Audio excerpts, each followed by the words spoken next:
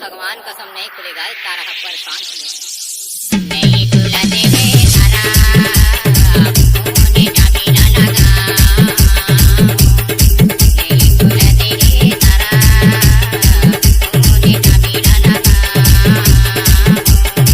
बोला दे अभी दे तू घंटा, बोला दे अभी दे तू घंटा, अब काबूली में लगा। आपने तो सुना ही होगा, शिवरे घोट का टोला तेल साउंड आपका हार्दिक स्वागत करता है।